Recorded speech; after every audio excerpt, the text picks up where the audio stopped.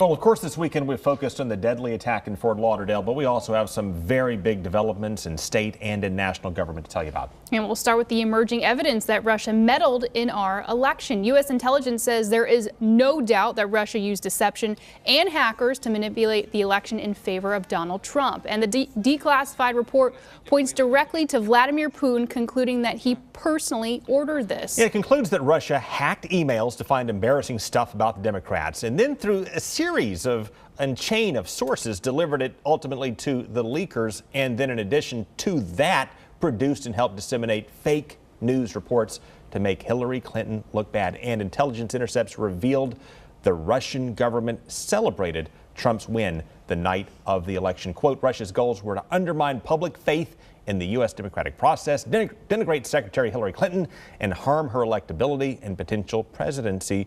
We further assess, these are our spy chiefs, that Putin and the Russian government developed a clear preference for President-elect Donald Trump. And Mr. Trump has pushed back on that for weeks. Then he said he was a big fan of intelligence. Then on Friday, he didn't deny Russian interference. Instead, he said any such efforts had no effect on the election. You have the director of national intelligence as well, who said that, of course, Russia put an awful lot of work into helping Trump in this way. But as senior advisor Kellyanne Conway raised a really good question here. Why would, in fact, Russia work so hard on behalf of President-elect Trump? But I don't think that we've ever encountered a more aggressive or direct campaign to interfere in our election process. Let me ask a question, too. Why would Russia want Donald Trump to win the presidency? Donald Trump is going to increase the defense budget. He's going to modernize our nuclear capability. He wants to explore oil and gas. All of that hurts Russia. That's true, but Trump's positions on foreign policy may be very attractive for Russia. If our country got along with Russia, that would be a great thing. Let's start with Russia's invasion of Ukraine. During the campaign, in an interview with ABC News, Trump did not appear to know Russia had already gone into Ukraine. They took away the part of the platform calling for provision of lethal weapons to Ukraine to defend themselves. Why is that a good idea? Look, you know, I have my own ideas. He's not going into Ukraine, okay? Just so you understand. He's not going to go into Ukraine. Trump also said he'd look into recognizing Crimea as part of Russia. Putin may see that as a path to lifting U.S. sanctions against them.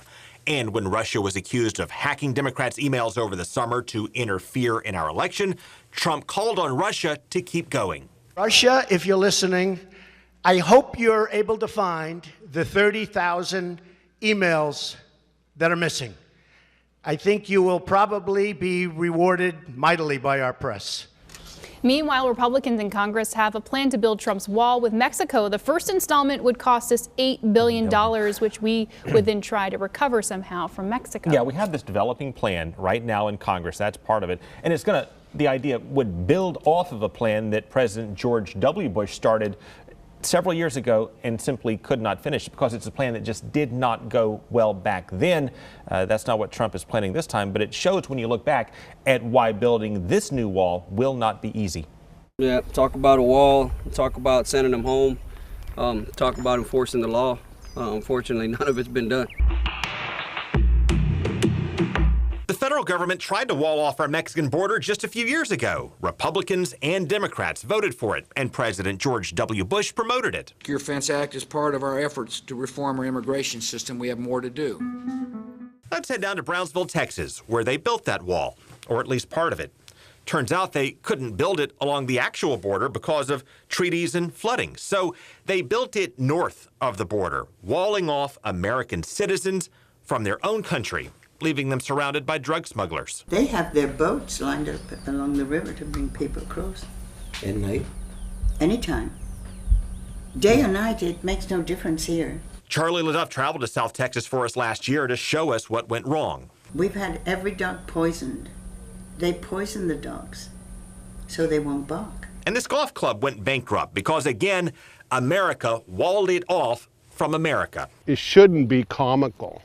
It shouldn't be something to laugh at because, you know, that was our money. Meanwhile, drug runners and illegal immigrants still crossed because the wall had gaps and holes. Didn't even slow them down, you know. Well, take a look at this. Two suspected drug smugglers from Mexico showing just how easy it is to hop the border into the U.S. When they think that someone spots them, they climb back out. But now President-elect Trump says his wall will be different. We'll build the greatest wall. And it's going to be a serious wall. A big, beautiful, powerful wall. And nobody builds walls better than me, believe me. Trump took off last July on the promise of building an impenetrable wall and making Mexico pay for it. After he won, Trump said the wall could be scaled back to a fence in some parts. There could be some fencing. And though Trump promises Mexico will pay for it, the Trump team wants Congress to commit $8 billion U.S. tax dollars to getting it built. The thinking is we'll front the startup costs, then build Mexico later. Obviously, a centerpiece of Donald Trump's successful campaign was, I'm going to build the wall and have Mexico pay for it. Right. That hasn't changed. But Congress is examining ways, Ainsley, to have the wall paid for through their auspices. And then Mr. Trump is making the point, the president-elect is making the point that he will have Mexico pay it back. Now, as for our outgoing president, President Obama wrote a farewell letter to the American people this week and spelled out his legacy as he sees it. Yeah, that's right. He listed a series of accomplishments, but his critics fired back with some of the failures he didn't mention. No foreign terrorist organization has successfully planned and executed an attack on our homeland these past 8 years. The president left out the part about attacks inspired by ISIS at Fort Hood, in Orlando, and San Bernardino. He also cited healthcare reform as one of his biggest accomplishments. It does help 20 million people get healthcare, but costs and premiums shot up more than he expected, and it looks like Republicans in Congress have the votes to take it down. We're going to keep our promise to the American people, and we're going to repeal Obamacare and replace it with solutions that lower the cost of health insurance without growing the size of government. President Obama also took credit for the longest streak of job creation on record, but he left out the lagging workforce participation rate, or people who gave up looking for work. And he mocked President-elect Trump for claiming he'd bring jobs back from Mexico. Trump has already struck a deal with Carrier to keep jobs in Indiana, and the CEO of Ford Motor Company said he's scrapping a factory in Mexico based in part on Trump's policies. He's going to bring all these jobs back. Well, how exactly are you going to do that? What are you going to do? There's no answer to it. He just says, well, I'm going to negotiate a better deal. Well, how exactly are you going to negotiate that? What magic wand do you have? Turning to news here in Florida, state lawmakers could squash plans to build express toll lanes along our highways. A plan in the Senate would ban our government from creating any new express lanes after July 1st, and the government could only use toll money from drivers to pay off the bonds on the road projects, which of course would wipe out tolls at some point in the distant future. When we're talking about these express lanes, we're talking, of course, about the lanes designed to help you clear through traffic, so you pay a higher toll during the rush hours than you otherwise would. Also, on the transportation beat in the state, a bill in the Florida House would require people on motorcycles to always wear helmets, of course, when they are on the road. Not sure why that's not already a law. Well, the national employment rate rose 0.1 of a point in the month of December. We often see a spike in hiring over the holidays with the surge in retail, but not as much this year. No, good news, bad news. The good news, of course, we gained more than 150,000 jobs here. The bad news is the forecast called for more than 200,000 new jobs. So we missed the mark on that. And in Florida, according to one firm, Florida employers cut more than 1,700 jobs in December. That's 1,200 more than we saw this time last year. And former Governor Crist is less than a week into his new role in Congress and already missed a big vote on legislation that he helped co-sponsor. While no reason was given for why he missed the vote, Crist did say he was, quote, unfortunately delayed in arriving to the House floor, end quote. One report mentioned he got caught up talking with people on his way to the House floor. The vote he missed out on regarded a UN resolution that is seen as anti-Israel, to which Crist feels would make negotiations difficult between Israel and Palestine. Okay, we still have a long way to go here tonight. Coming up, we have something different in our humor segment. I thought it was our argument segment, Craig. Well, we'll take a look either way at how the national pundits get all fired up with a surprise guest in for the national title game right after this.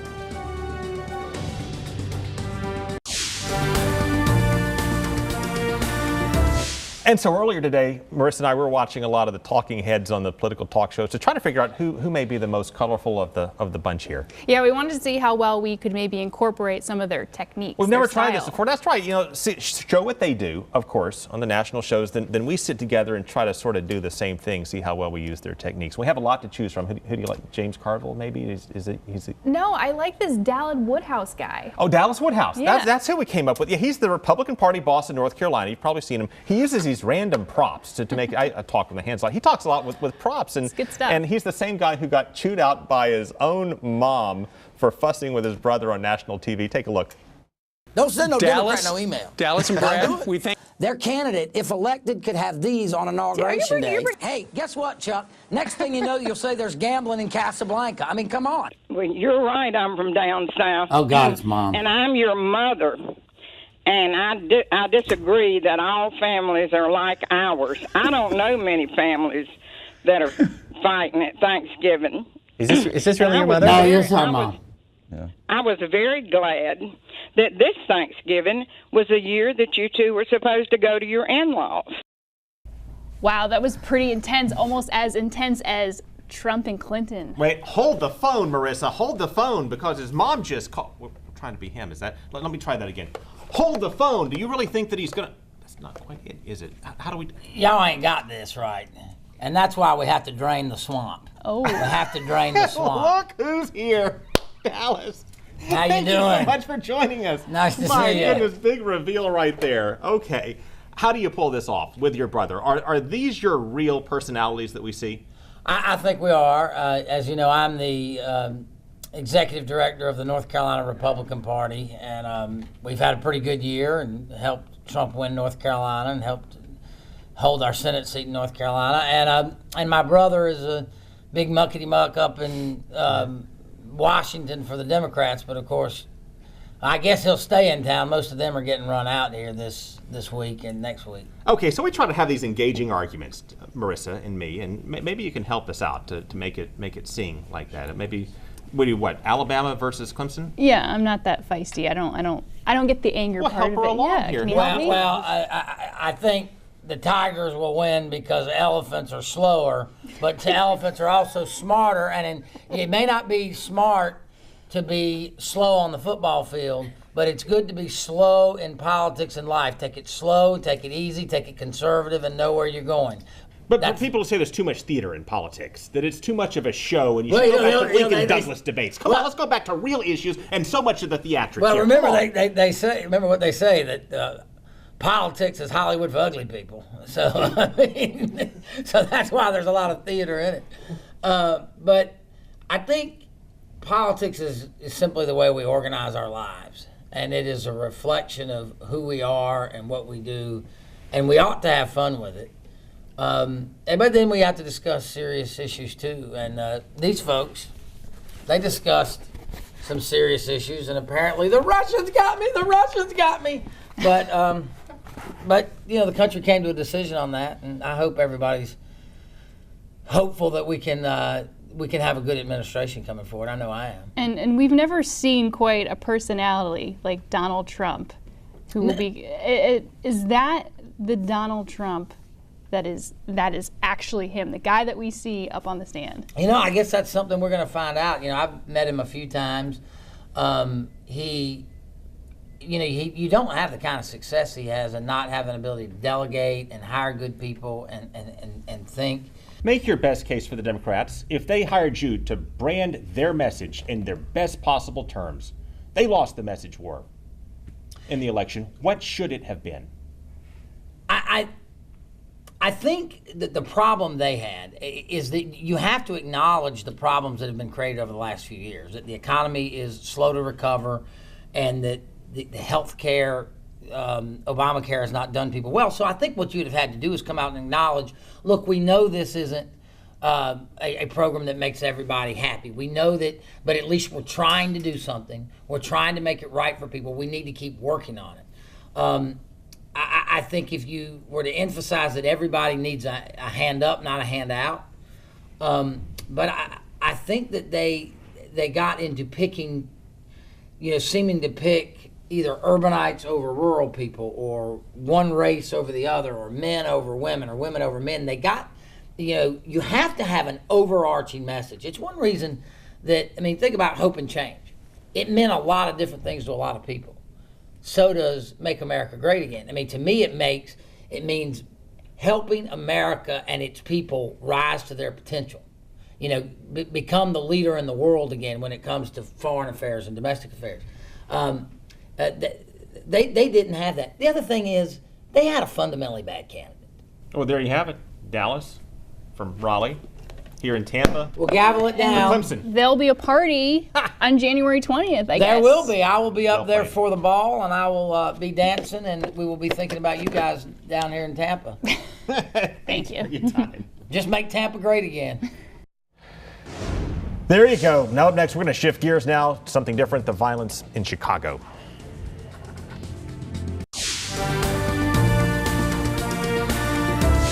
Well, 2016 was a horribly violent time in Chicago, the worst we've seen in 2 decades. You look at the stats, the numbers, more than 3,500 shootings, more than 660 fell victim to gun violence of some sort. Mike Flannery sat down with the Illinois governor to explain it. Governor, how are you? Happy New Year. He's the state's chief executive, but rarely talks publicly of the scandalous violence in Illinois' biggest city, hit by 4,300 shootings and nearly 800 killings last year alone. Do you agree it's a crisis, the killings and shootings in Chicago? It's a massive tragedy. It's just heartbreaking what's happening in our neighborhood. Should you be dropping everything else and focusing on stopping the killing? So the question is, what's the answer? Everybody's got different ideas. There's a lack of economic opportunity. Young people don't see a future for themselves in so many of these neighborhoods. We have massively high unemployment, massive unemployment in many neighborhoods in Chicago and around the state. And we have the worst funded schools in low-income neighborhoods of any state in America. And I'm working to change those two facts because that will have the long-term impact to keep our neighborhoods safer. The Republican governor said jobs generated by his economic reforms would do far more than new gun laws sought by some Chicago Democrats. We're not lacking gun regulation. What we're lacking is economic opportunity. What we're lacking is educational quality. That's what I'm trying to fix for the long term so the young people in every neighborhood have a better future. So what have you done to stop the shootings and killings this year?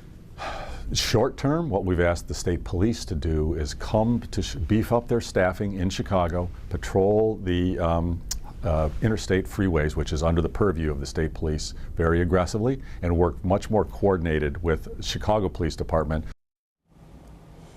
And after the break, we'll wrap up the week in politics.